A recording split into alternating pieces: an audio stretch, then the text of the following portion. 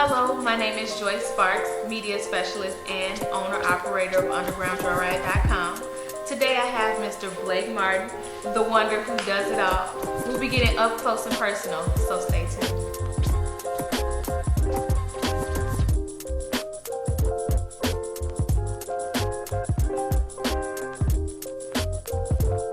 You do it all when it comes to entertainment. I mean, media, models, music, dancing. There's nothing that you haven't conquered. So, what was your reason for choosing this career path in the first place? I think this career path chose me. I was at a place in my life. I was really, really low and really, really sad. And when I was in high school, I attempted suicide about 12 or 13 times. And randomly one day, I was watching this TV show called Making the Video. And it was featuring Britney Spears' video for Crazy. And I was watching the choreographer Darren Henson teach these dancers. And before this day, I had never danced before, but something about what he was doing just gravitated my body to him. And I got up and I danced that day, and I never not danced the day after that. And I've just been in a career where dance then led to fashion, fashion led to music, music led to theater, theater led to film. So it's just been kind of a progression, but I kind of feel like I didn't choose this career, it kind of chose me. Now, I've been following your career since the beginning of time, and I knew that in high school you had struggles, and that's where, the depression and the suicide made some, but you were also one of the first male cheerleaders at your school. I was the very first male cheerleader at my school. Which high school? Bloom Township High School in Chicago Heights. And being the first male cheerleader at my school was such a blessing, and it was such a curse at the same time, because I had to go through this battle every day. On one hand, because I was a cheerleader, and I was good. I won best male cheerleader in the state several years in a row. My school was very, very proud of me. Having me a part of their history meant a lot to them. But it was also that other group of people who weren't so nice about it. Luckily, by that time, I was strong enough to not pay it any attention and know I'm doing it for another purpose. And so now when I go back to my school and see that there is 14 or 15 guys on the team, I know that everything I went through then was worth it. Your sexual orientation, your preference. Okay. Has it been a benefit, disadvantage, or concern during your career while working in this industry?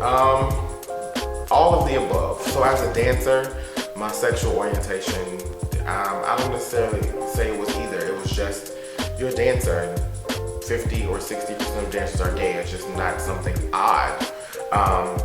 And ironically, it's the same in fashion. However, being in the local level of Chicago, I think it's been a hindrance. And I say that because everyone in fashion has something that they love. I'm a person who loves intimates wear. So my dream job is to produce the Victoria's Secret fashion show. If I had to right now say, what would I want to do for the rest of my life, it would be to produce that show. It's just something about the intimates wear, the fun, the vibrancy of that type of fashion show that I love. However, in dealing with male models and my brand having so much emphasis on underwear and lingerie, sometimes people take my sexual orientation as something inappropriate in my career when I just love this facet of fashion. So I spend a lot of times having to defend, the different parts of fashion that I love, because many people feel like it's based on my sexuality, or I'm producing this certain type of show to get my rocks off. And it's just not that. I just happen to love this particular style of art, but I definitely feel it's been a hindrance for me. So, like I said, I've been following your career for a long time, and I've noticed that you're close to your mom. I am. My mom is my angel. So, tell me, one, when did you tell your mom, hey, I think I'm gay, or I know I'm gay? Okay. And two, entertainment as well. I think I told my mother about my sexuality. I think I was like 7 or 8. Oh, wow. And I think I told her, hey, I like boys. And she said, you're supposed to like boys, those are your friends. And I said, no, I think I like boys like girls like boys. And she said, okay, that's fine. And we moved on to another conversation.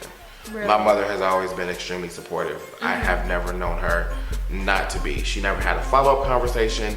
She never questioned it. She just immediately said, this is what it is. What's the big deal? And the minute I told her I wanted to be an entertainer, I've always been a goofball. So when I told her, she said, oh, that sounds about right.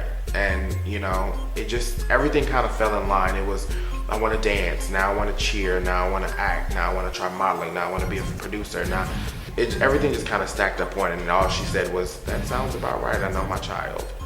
So she's always been supportive in that area as well. That's pretty awesome. Most people don't have that success story when it comes to that parent really supporting them like that. Yeah, I'm lucky. I acknowledge that. So with you being your mom's only child, have you feel like you failed her in some ways? Because career entertainment, as we both know, takes over 150% of your life. Do I feel like I have failed her? In her eyes, no. In my eyes, maybe. I know my mother is extremely proud. Yes. And loves what I do and will stand by me. And I think that in my mother's mind, I'm already Tyler Perry.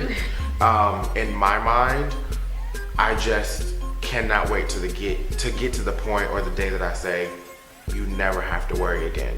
Financially, homes, cars, medical, whatever it is, I got you forever.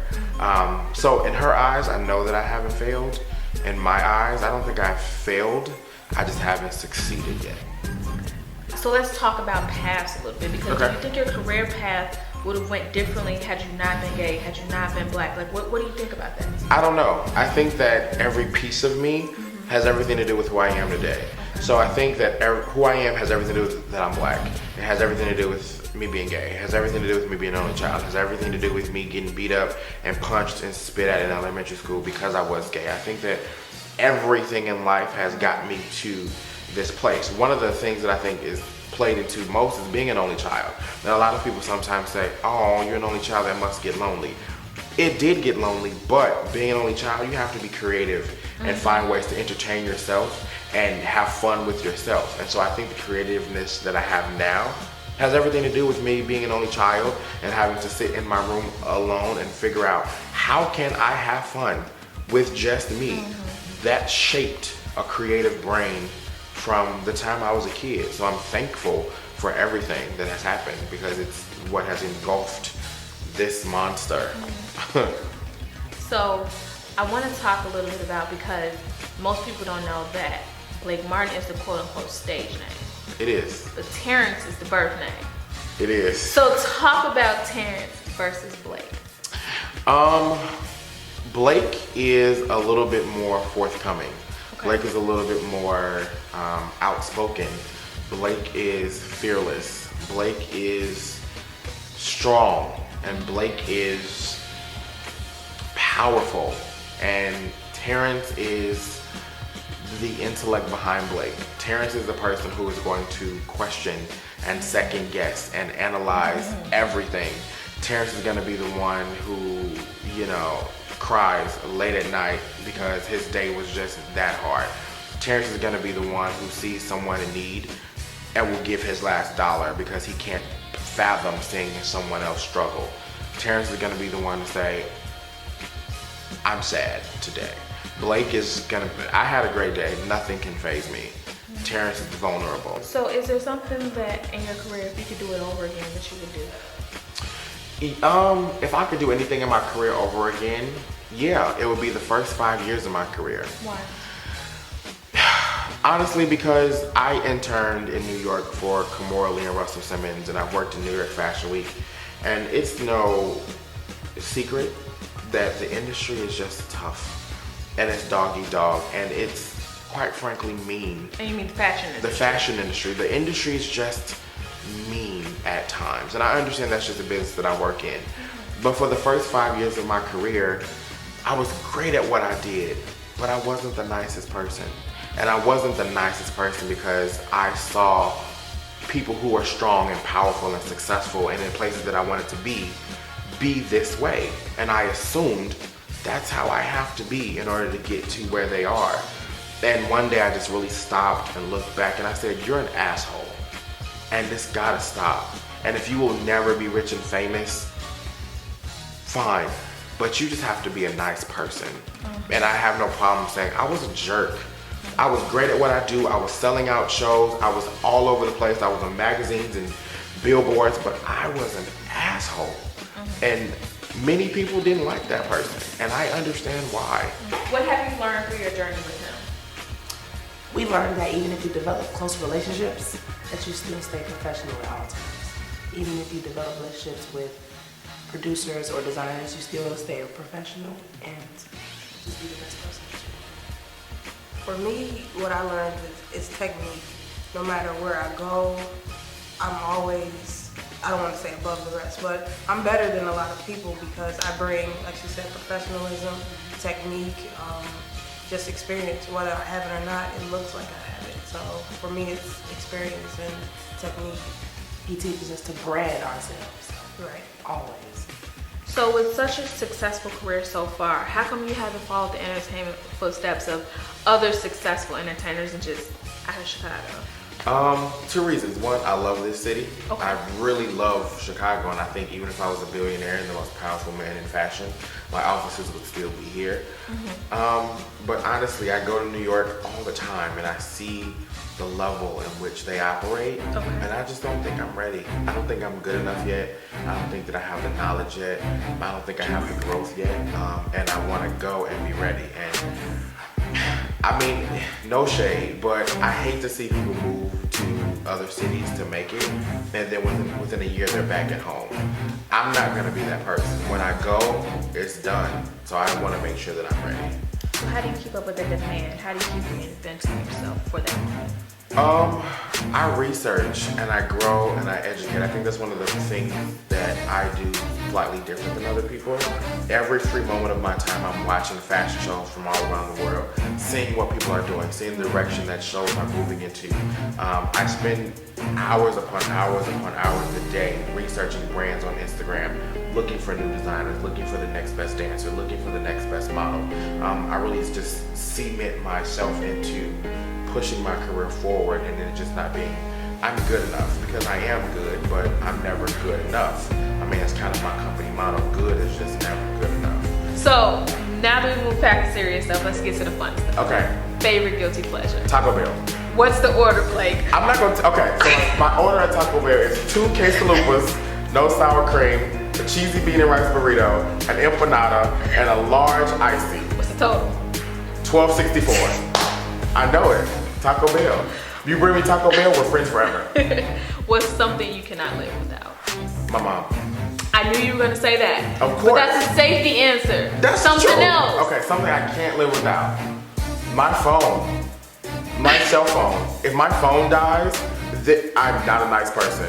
I need my phone. I need to check Instagram. It's really bad. Okay, so what's on your playlist? What's on the Apple Music, Spotify? Okay, so you gotta put me on spot. So my recently played favorite songs are Hit Me Baby One More Time by Britney Spears, You Don't Know Nap by Trick Daddy, I Wish I Didn't Miss You by Andrew Stone, Wow. and Like I Love You by Garth Brooks. That's I'm a spread out. That's so spread out. So, What's your favorite day of the week and why? my favorite Sunday. That's the day I rehearse, I do photo shoots. That's the day I see my models. My Okay. models are my family. Sundays are my day. What's your go-to outfit? My go-to outfit, all black. Everything looks better in all black. Favorite store at the moment? Favorite store, Louis Vuitton. It's a habit. You have a problem. My credit card is not good. For someone who wants to do what you do, they want to be Blake Martin, they want to be Terrence, whichever. What advice would you offer them? What honest, brutal advice would you offer them? To know that you're good enough, to know that you can do anything you set your mind to know that no dream is too big, and to work your ass off. That's the only way it's gonna happen. Blake, I look forward to it. I'll be at the fashion show. I made it through this thing. You were so successful and you're only going up.